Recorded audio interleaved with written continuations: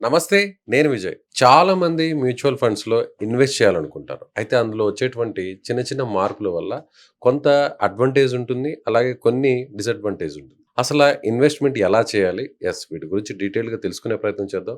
మనతో పాటు ఉన్నారు సెబీ రిజిస్టర్డ్ రీసెర్చ్ అనలిస్ట్‌గా ఉన్నటువంటి గోపికృష్ణ గారు. నమస్తే గోపికృష్ణ గారు. నమస్తే విజయ్ గారు. గోపికృష్ణ గారు, ఈ డౌట్ చాలా మందికి ఉందండి. అసలు ఇండెక్స్ ఫండ్ అంటే ఏంటి? లాస్ట్ 2, 3 ఇయర్స్ నుంచి ఎందుకని ఈ ఇండెక్స్ ఫండ్స్‌లో ఎక్కువగా పాపులర్ అవుతుంది ఇది? స్టాక్స్ కొనాలి అంటే మనం లిస్టెడ్ స్టాక్సే కొనగలం. ఇప్పుడు యాజ్ ఆన్ టుడే ఇండియాలో మనకి మోర్ దెన్ 4000 లిస్టెడ్ స్టాక్స్ ఉన్నాయి. అన్ని స్టాక్స్‌ని ట్రాక్ చేయడం చాలా కష్టం కాబట్టి ఎక్స్‌చేంజెస్ ఏం చేశాయంటే which is NSE and BSE hmm. వీటిని గ్రూప్స్ కింద డివైడ్ చేశాయి. సో దట్ మనకి ట్రాకింగ్ ఈజీ అవుతదని. అంటే ఈ 4000 స్టాక్స్‌లో సో టాప్ 50 స్టాక్స్ ఎలా పర్ఫార్మ్ చేస్తున్నాయి? నెక్స్ట్ 51-100 స్టాక్స్ ఎలా పర్ఫార్మ్ చేస్తున్నాయి? 101-250 స్టాక్స్ ఎలా పర్ఫార్మ్ చేస్తున్నాయి? హ్మ్. 251-500 స్టాక్స్ ఎలా పర్ఫార్మ్ చేస్తున్నాయి? సిమిలర్లీ సెక్టర్ వైస్‌గా కూడా అంటే ఐటీ స్టాక్స్ ఎలా పర్ఫార్మ్ చేస్తున్నాయి? సిమిలర్లీ బ్యాంకింగ్ స్టాక్స్ ఎలా పర్ఫార్మ్ చేస్తున్నాయి? ఇలాగ గ్రూప్స్ కింద డివైడ్ చేశారు. సెపరేషన్ ఉంటుంది. మొత్తం సెపరేట్‌గా డివైడ్ చేశారు. Hmm. నౌ ఈ స్టాక్స్‌ని గ్రూప్ కింద డిసైడ్ చేశాక ఏ స్టాక్‌లో ఎంత అలొకేట్ చేయాలో కూడా డిసైడ్ చేశారన్నమాట. అంటే ఓహ్! ఫర్ ఎగ్జాంపుల్ ఇప్పుడు 50 స్టాక్స్ ఉన్నాయి. అన్నిటికీ ఈక్వల్‌గా ఇన్వెస్ట్‌మెంట్ ఇవ్వరు. Hmm. ఓకే. ఏ స్టాక్ అయితే మార్కెట్ వాల్యూ ఎక్కువ ఉందో ఆ స్టాక్‌కి ఎక్కువ ఇన్వెస్ట్‌మెంట్ చేస్తారు. ఏ స్టాక్ అయితే మార్కెట్ వాల్యూ తక్కువ ఉందో ఆ స్టాక్‌కి తక్కువ అమౌంట్ అలొకేట్ చేస్తారు. ఇదేంటంటే ఎవ్రీ 6 మంత్స్‌కి, ఎవ్రీ 12 మంత్స్‌కి రీబాలన్స్ చేస్తారు ఆటోమేటిక్‌గా. ఆటోమేటిక్‌గా అప్డేట్ అవుతుంది. అదే. ఆటోమేటిక్‌గా depending on the market value every 6 and 12 మంత్స్‌కి ఎవ్రీ 6 మంత్స్‌కి రీబాలన్స్ అవుతూనే ఉంటది. Hmm. ఓకే. ఫర్ ఎగ్జాంపుల్ ఇంతకుముందు ఏంటి అంటే ఏషియన్ పెయింట్స్‌కి 2% అలొకేషన్ ఉండేది. Hmm. నిఫ్టీ 50లోని. ఇప్పుడు ఏంటి అంటే బికాస్ దాని మార్కెట్ వాల్యూ తక్కువ ఉంది కాబట్టి ఓన్లీ 1% ఉంది. అంటే మార్కెట్ వాల్యూ ఎప్పుడైతే డౌన్ అవుతుందో దానికి సంబంధించి కూడా ఇన్వెస్ట్ చేసే ఆప్షన్ కూడా తగ్గిపోతుంది. Right. Because market value drop అయింది. ఇప్పుడు మార్కెట్ వాల్యూ ఎందుకు తగ్గుతదంటే కంపెనీ షేర్ ప్రైస్ కూడా తగ్గింది అని.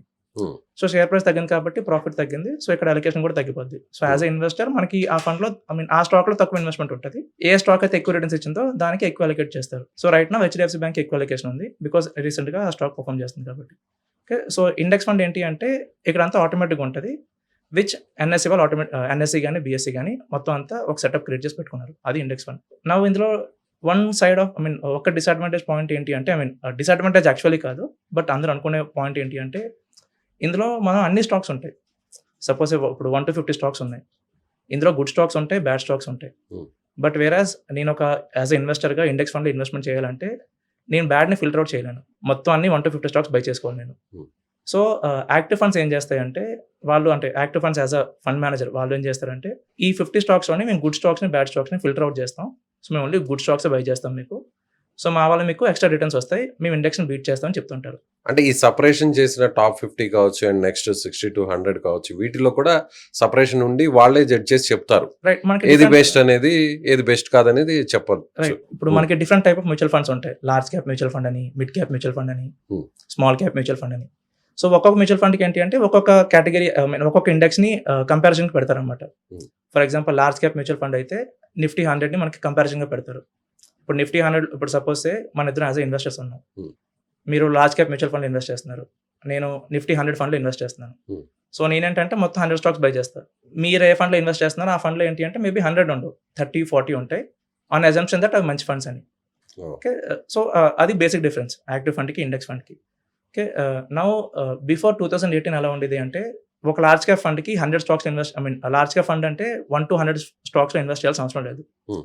వాళ్ళ ఇష్టం. వాళ్ళు కావాలంటే ఒక స్మాల్ కంపెనీలో కూడా ఇన్వెస్ట్ చేసుకోవచ్చు. ఒక మీడియం సైజ్ కంపెనీలో కూడా ఇన్వెస్ట్ చేసుకోవచ్చు. లార్జ్ కంపెనీలో ఇన్వెస్ట్ చేయాలని రూల్ లేదు. బట్ 2018లో సెబీ ఏం చేసిందంటే ఇలా కాదు. ఒక లార్జ్ క్యాప్ మ్యూచువల్ ఫండ్ అంటే 1-100 స్టాక్స్‌లోనే మీరు ఇన్వెస్ట్ చేయాలి. Hmm. At least 80% of the allocation. ఒక మిడ్ క్యాప్ మ్యూచువల్ ఫండ్ అంటే ఇండియాలో ఉండే టాప్ 101-250 స్టాక్స్‌లోనే ఇన్వెస్ట్‌మెంట్ చేయాలి. Hmm. ఒక స్మాల్ క్యాప్ మ్యూచువల్ ఫండ్ అంటే ఇండియాలో ఉండే టాప్ 251-500 స్టాక్స్‌లో ఇన్వెస్ట్‌మెంట్ చేయాలని ఇలా రూల్ పెట్టింది. So all of a sudden ఏంటి అంటే స్టాక్ సెలక్షన్ రేంజ్ అనేది రెడ్యూస్ అయిపోయింది. Hmm. ఇంతకుముందు ఎలాగైనా సరే ఇన్వెస్ట్ చేసుకునేవాళ్ళు. ఇప్పుడు స్టాక్ సెలక్షన్ రేంజ్ రెడ్యూస్ అయిపోయింది. Hmm. సో టఫ్ కాంపిటీషన్ అనమాట. ఇప్పుడు ఇండెక్స్ ఫండ్‌ని బీట్ చేసి ఎక్కువ రిటర్న్స్ ఇవ్వాలి అంటే కాంపిటీషన్ కొంచెం టఫ్ అయింది. అవును. సో ఫ్రమ్ 2018 మనం గాని డేటా చూసాం అనుకోండి, చాలా వరకు ఈ active mutual funds index funds కంటే తక్కువ రిటర్న్స్ ఇస్తున్నాయి. ఇప్పుడు ఫర్ ఎగ్జాంపుల్ కావాలంటే మీరు మా వెబ్‌సైట్‌లో చూసుకోవచ్చు. లాస్ట్ 5 ఇయర్స్ టైమ్ పీరియడ్‌లో మనకి ఎన్నైతే మిడ్ క్యాప్ ఫండ్స్ ఉన్నాయో, యాక్టివ్ మిడ్ క్యాప్ ఫండ్స్ అందులో ఓన్లీ ఒక్క ఫండ్ మాత్రమే నిఫ్టీ మిడ్ క్యాప్ ఇండెక్స్ కంటే ఎక్కువ రిటర్న్స్ ఇచ్చింది. రిమైనింగ్ ఫండ్స్ అన్ని తక్కువ రిటర్న్స్ ఇచ్చాయి. ఇది క్లియర్‌గా మీ వెబ్‌సైట్‌లో మీరు అనలైజ్ చేసి చెప్పారా? ఇది మా వెబ్‌సైట్‌లో మీకు మా వెబ్‌సైట్‌లో ఉంటుంది. వెబ్‌సైట్‌లో వెబ్‌సైట్ మీరు పేరేంటి? invest.in వెబ్‌సైట్‌కి వెళ్లి మీరు రీసెర్చ్ సెక్షన్ ఉంటుంది. హ్మ్. అక్కడ మీరు చెక్ చేసుకోవచ్చు. మీకు డేటా క్లియర్‌గా ఉంటుంది అక్కడ. సో, మీకు ఇంకా డీటెయిల్‌గా అనాలిసిస్ కావాలంటే మాకు ఛానెల్ ఉంది. హ్మ్. మ్యూచువల్ ఫండ్స్ తెలుగు అని. సో, మీకు కావాలంటే మీరు ఆ యూట్యూబ్ ఛానెల్‌కి వెళ్లి మీరు వీడియోస్ చూసుకోవచ్చు. మీకు ఇన్ డీటెయిల్ కంపారిజన్ దొరుకుతుంది. ఫండ్ టు ఫండ్‌కి అండ్ ఓకే. మార్కెట్‌కి కూడాను. ఇప్పుడు యాక్టివ్ ఫండ్స్‌కి అలాగే ఇండెక్స్ ఫండ్స్‌కి ఉన్నటువంటి డిఫరెన్స్ ఏంటి? ఎందుకని ఇండెక్స్ ఫండ్స్‌లో ఎక్కువగా రిటర్న్స్ అనేవి ఉంటాయి? ఇంతకుముందు చెప్పినట్టు 2018 తర్వాత రూల్స్ అనేవి చేంజ్ అయ్యాయి. సో, స్టాక్ సెలక్షన్ తగ్గింది బాగాన. హ్మ్. బట్ ఇప్పుడు as a active fund manager వాళ్ళేం చెప్తారంటే మేము స్టిల్ ఇప్పటికి కూడా మేము బ్యాడ్ స్టాక్స్‌ని ఫిల్టర్ అవుట్ చేస్తాం. గుడ్ స్టాక్‌లో ఇన్వెస్ట్‌మెంట్ చేస్తామని. దాంతో పాటు యాస్ అ ఫండ్ మేనేజర్ వాళ్ళేం చేస్తారంటే కొన్ని స్ట్రాటజీస్ కూడా అప్లై చేస్తారు. మార్కెట్ బాగున్నప్పుడు కొన్ని మంచి స్టాక్స్ కొనాలని ఆర్ మార్కెట్ ఫాలో అవుతున్నప్పుడు 100% ఆఫ్ ఇన్వెస్ట్‌మెంట్ స్టాక్స్‌లో కాకుండా క్యాష్‌లో పెడదామని ఇలాగ మల్టిపుల్ స్ట్రాటజీస్ కొంచెం బ్యాలెన్స్‌డ్‌గా ఉండాలి అని. బ్యాలెన్స్‌డ్‌గా ఉండాలి. ఇన్వెస్టర్‌కి కొంచెం తక్కువ లాస్ రావాలి, ఎక్కువ హ్మ్. రిటర్న్స్ రావాలని మల్టిపుల్ స్ట్రాటజీస్ యూజ్ చేస్తారు. హ్మ్. సో, దీంతో పాటు ఇప్పుడు బట్ వీళ్ళకున్న ప్రాబ్లమ్స్ ఏంటి అంటే కొన్ని ఎక్స్‌టర్నల్ ఫ్యాక్టర్స్ ఉంటాయి. ఇప్పుడు సపోజ్ ఏదైనా ఫండ్ గాని మంచి రిటర్న్స్ ఇచ్చింది.